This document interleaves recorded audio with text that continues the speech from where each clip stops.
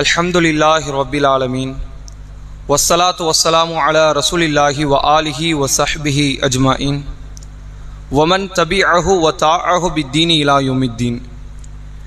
கண்ணியத்திற்குரிய எல்லாம் வல்ல அல்லாஹுவின் நல்லடியார்களே, அல்லாஹுடைய பேருதவியால் அவனுடைய ஆலயத்தில் ஃபஜருடைய தொழுகையை ஜமாத்தோடு நிறைவேற்றியவர்களாக நாம் அனைவரும் இந்த பள்ளிவாசலிலே ஒன்று திரண்டு இருக்கிறோம். இந்த தருணத்தில் திருமறை குரானில் சூரா அராஃப் என்று சொல்லப்படுகிற 7வது அத்தியாயத்தினுடைய 27வது வசனம் இறைவன் மனித சமுதாயத்திற்கு நினைவுபடுத்தக்கூடிய மிக முக்கிய அறிவுரைகளில் ஒரு அறிவுரையை அந்த வசனத்தில் அல்லாஹ் தெளிவுபடுத்துகிறான். நீங்கள் குரானில் பார்க்கலாம், ஈமான் கொண்டவர்களே என்று அழைக்கிற வசனங்கள், இறையச்சவாதிகளே என்று அழைக்கிற வசனங்கள், அதுபோன்ற எத்தனையோ பல வாசகங்களை சொல்லி அந்த மக்களுக்கெல்லாம் அறிவுரைகளை அல்லாஹ் தருகிறான். ஆனால் ஈமான் கொண்டவர்களே என்று அழைக்கிற அந்த வாசகங்கள் எல்லாம் ஈமான் கொண்டவர்கள் மட்டும்தான் செவி கொடுத்து கேட்க வேண்டிய அறிவுரைகள் இருக்கும்.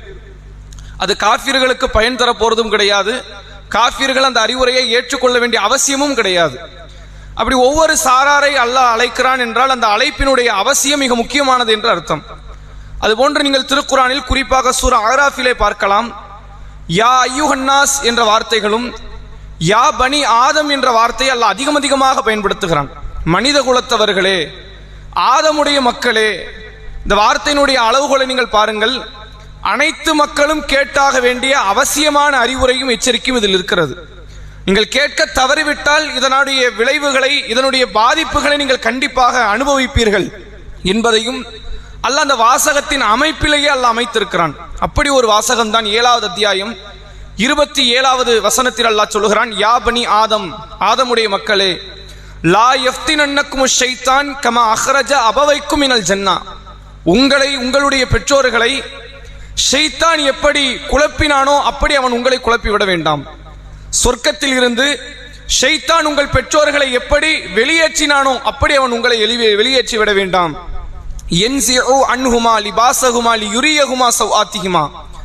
அவர்கள் அறியாத விதத்தில் அவர்களுடைய ஆடைகளை அவர்களை விட்டும் அவன் கலற்றினான். ஆடை அணிந்த நபராக நபி ஆதம் அலைஹிஸ்ஸலாம் அவர்கள் இருந்தார்கள்.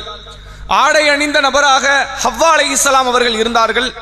சொர்க்கத்தில் வெட்கத்தலங்களை மறைத்துக் கொண்டு வாழ்ந்து கொண்டிருந்த அந்த கூட்டத்தை, அந்த கண்ணியமான படைப்பினுடைய ஆரம்ப கட்ட ஆதி தந்தையை, ஆதி பிதாவை, தாயை எப்படி இழிவுபடுத்த, கேவலப்படுத்த அவர்களுடைய உடலில் இருந்த ஆடையை கலற்றி எறிந்தானோ அதுபோன்று அவன் உங்களை ஏமாற்றி விட வேண்டாம், எச்சரிக்கையாக இருங்கள். முதல்ல அவன் வாப்பா மேல கை வச்சிருக்கிறான், உன் தாயிடத்தில் அவனுடைய வேலையை காட்டியிருக்கிறான், அடுத்து உங்களிடத்தில் தான் வருவான். உங்களை வழிகெடுப்பதை ஒரு இலக்காக வைத்துக் கொண்டு அவன் களமாடி கொண்டிருக்கிறான் என்று சொல்லி அல்லாஹ் சொல்லுகிறான், இன்னஹு யராக்கும் ஹுவ வ கபீலுஹு மின் ஹைது லா தரவுனகும். உனக்கும் ஷைத்தானுக்குள்ள வேறுபாடு என்ன தெரியுமா? நீங்கள் அவர்களை பார்க்காத விதத்தில் அவர்களும் அவர்கள் கூட்டத்தாரும் உங்களை கண்காணித்துக் கொண்டே இருக்கிறார்கள். ஷைத்தானுடைய கண்காணிப்புல தான் இந்த துனியால வாழ்ந்துகிட்டு இருக்கிறோம் நல்லா சொல்றான். உன்னை எங்கெல்லாம் தள்ளிவிட முடியுமோ அதற்கான திட்டமிடலை இட்டு கொண்டே இருக்கிறான். இந்த இடத்துல அவனை கவுத்தியறலாமா, இந்த இடத்துல அவனை சரிச்சிடலாமா, இவன் ஈமானை, இவன் இஸ்லாத்தை, இவனுடைய இஹ்லாஸை, இவன் இறையச்சத்தை இந்த இடத்துல சீர்கெடுத்து விடலாமா என்று அதற்கான வாய்ப்பை தேடிக்கொண்டே இருக்கிறான். இந்த உலகத்தில் இவனை விட உன்னை நரகத்தில் தள்ளுவதற்கு எதிர்பார்த்து கொள்ளக்கூடிய ஒரு கூட்டமும் கிடையாது. அல்லாஹ் சொல்லிவிட்டு சொல்கிறான், இன்னா ஜஅல்னா ஷயாத்தீன அவுலியா லில்லதீன லா யுமினூன். இறை நம்பிக்கை கொள்ளாத கூட்டத்தாருக்கு ஷைத்தானை நாம் ஒரு அவுலியாவாகவே ஆக்கி விடுகிறோம், ஒரு இறை நேசராக, ஒரு நேசராக அவர்களை மாற்றி விடுகிறோம் என்று இறைவன் சொல்கிறான். யாரெல்லாம் அல்லாஹ்வை நம்பாதவர்களாக, யாரெல்லாம் இஸ்லாத்தை ஈமான் கொள்ளாதவர்களாக, தன் உள்ளத்தில் இறை நம்பிக்கையை தாங்கி நிறுத்தாதவர்களாக இருக்கிறார்களோ அவர்களை ஷைத்தானுடைய உச்ச தோழர்களாக, நண்பர்களாக, நேசர்களாக நாம் ஆக்கி விடுகிறோம் என்று அல்லாஹ் சொல்கிறான். அறிவுரைகளில் மிக முக்கியமான ஒரு அறிவுரையாக அல்லாஹ் இதைத்தான் முக்கிய அறிவுரை என்று திருக்குரானில் பதிவிடுகிறான். ஏன் முக்கிய அறிவுரை தெரியுமா? நீங்கள் பார்க்கலாம், இந்த உலகத்தில் இஸ்லாத்துக்குன்னு எத்தனையோ எதிரி கூட்டங்கள், உலகத்தில் பல கூட்டங்கள் இருக்கிறது. பல காலங்கள் கடந்து வெவ்வேறு விதத்தில் வெவ்வேறு கூட்டங்கள் உலகத்தில் உருவெடுத்துக் கொண்டிருக்கிறது. ஆனால் அவர்களுக்கெல்லாம் இஸ்லாத்தை அழிப்பது என்பது தன் வாழ்க்கையினுடைய லட்சியங்களில் ஒன்று. இஸ்லாத்தை அழிக்கிறது தான் முக்கிய லட்சியம்லாம் கிடையாது, இது ஒன்றுதான் லட்சியம்லாம் கிடையாது. இஸ்லாம் அவனுக்கு உறுத்திக்கிட்டே இருக்குது. இஸ்லாம் இருக்கிற வரைக்கும் நம்மளால தீண்டாமை இந்த உலகத்துல கொண்டு வர முடியாது, இஸ்லாம் இருக்கும் வரை மூட நம்பிக்கை உலகத்துல கொண்டு வர முடியாது, இஸ்லாம் இருக்கும் வரை பெண்ணடிமைத்தனத்தை கொண்டு வர முடியாது, இஸ்லாத்தை அழிச்சிருவோம். அவன் வாழ்க்கையில் பல கட்ட லட்சியங்களில் ஒரு லட்சியம் என்ன? இஸ்லாத்தை அழிக்கணும். ஆனால் ஷைத்தானுடைய ஒரே ஒரு லட்சியம் உன்னை நரகத்தில் தள்ள வேண்டும் என்பதுதான். இதை தாண்டி அவனுக்கு லட்சியம் எதுவுமே கிடையாது. அல்லாஹ் ரப்புல் ஆலமீன் திருமறை குர்ஆனில் அதே அத்தியாயத்தில் சொல்கிறான், ஆதமுக்கு கட்டுப்படுங்கள், கீழ்ப்படியுங்கள் என்று அல்லாஹ் கட்டளையிடுகிறான். ஃபஸ்ஜுது லி ஆதம், நீங்கள் ஆதமுக்கு சுஜூது செய்யுங்கள் என்று அல்லாஹ் கட்டளையிடுகிறான். ஃபஸஜது இல்லா இப்லீஸ், இப்லீஸை தவிர அனைத்து வானவர்களும் ஆதமுக்கு சுஜூது செய்ததாக திருக்குர்ஆனில் அல்லாஹ் பதிவிடுகிறான். சொல்லிவிட்டு உடனே அல்லாஹ் கேட்கிறான், மா மனஅக அல்லா தஸ்ஜுத இது அமர்த்துக், நான் கட்டளையிட்ட போது எனது கட்டளைகளுக்கு கீழ்ப்படியாமல் இருக்க உன்னை எது தடுத்ததுன்னு அல்லாஹ் கேட்டான். அவர் யாராவும் இருக்கட்டும், நீ யாராவும் இருந்துக்க, கட்டளையிட்டது நான் தானே, நான் தான் கட்டளையிட்டேன்னு நீ அதுக்கு கட்டுப்பட்டு இருக்கணுமா இல்லையா? அந்த நேரத்தில் கூட ஷைத்தான் அடிபணிஞ்சிருக்கலாம், தெரியாம பண்ணிட்டேன் அல்லாஹ் அப்படின்னு அல்லாஹ் கிட்ட ஒரு எக்ஸ்கியூஸ் கேட்டிருந்தா, மன்னிப்பு கேட்டு இருந்தால் மன்னிக்கப்பட ஒரு வாய்ப்பு இருக்கு. தான் செய்த தவறை நியாயம் கற்பிக்க ஆரம்பிக்கிறான். அன கைரும் மின்ஹு, நான் ஆதமை விட சிறந்தவன்.